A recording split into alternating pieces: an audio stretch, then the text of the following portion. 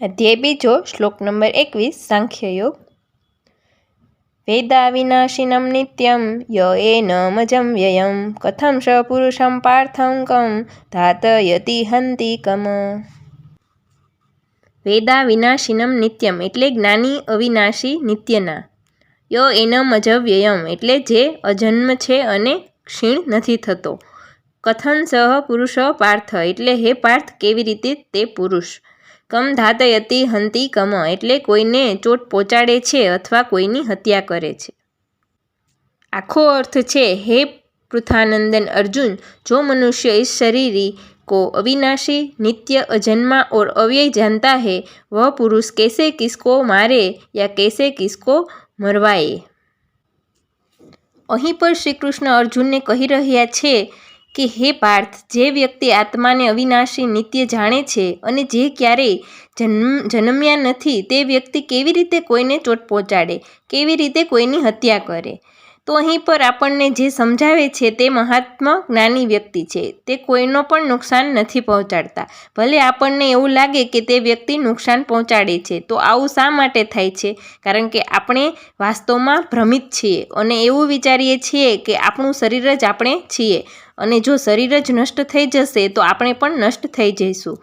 આ ભ્રમ છે તે એક એવા ભ્રમ છે જે આપણા સંસ્કારો દ્વારા આપણી અંદર આવ્યો છે. વાસ્તવમાં એવું નથી કે આપણે આપણું શરીર છીએ, પરંતુ આપણે એવું લાગે છે કે આપણને આપણું શરીર છીએ, કારણ કે આપણું શરીર છે તે સીમિત છે અને તેમાં એટલી શક્તિ પણ નથી. તેમજ સાથે સાથે તે એક સીમિત સમય સુધી જ રહે છે, જેમ કે કમસે કમ 100 વર્ષ સુધી લગભગ. પરંતુ આપણો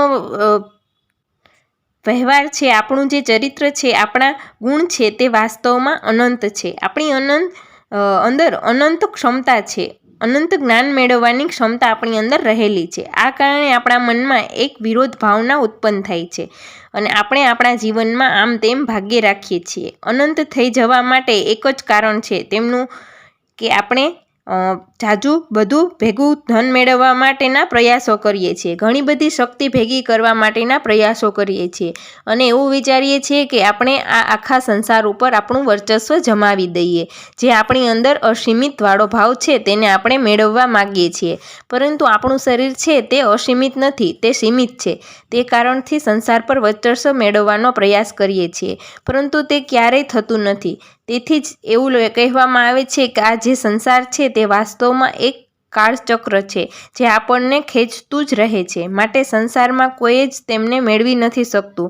જો અસીમિતતા મેળવવી જ હોય તો આત્મજ્ઞાનથી જ મેળવી શકાય અને આત્મજ્ઞાન મેળવવા માટે આપણે આપણો અહંકારનો નાશ કરવો પડે. અહંકારનો નાશ કરશું તો આપણી શરીર સાથેની ઓળખાણ છે તે સમાપ્ત થશે અને તે સમાપ્ત થશે જ્યારે જાણી શકીશું કે આપણે વાસ્તવમાં આત્મા છીએ. કારણ કે આત્માની અંદર એક દિવ્યતા છે જે અસીમિત છે, તેમજ તેમને ક્યારેય જન્મ નથી લીધો, તેમજ ક્યારેય મૃત્યુ પણ નથી થતું અને તેમનો કોઈ નાશ નથી કરી શકતું. જ્યારે વ્યક્તિનો અહંકાર દૂર થાય, તે જાણી લે કે તે આત્મા છે, ત્યારે તે કાર્ય કરે છે ત્યારે તેમનું કાર્ય સ્વાર્થથી પૂરતું નથી થતું.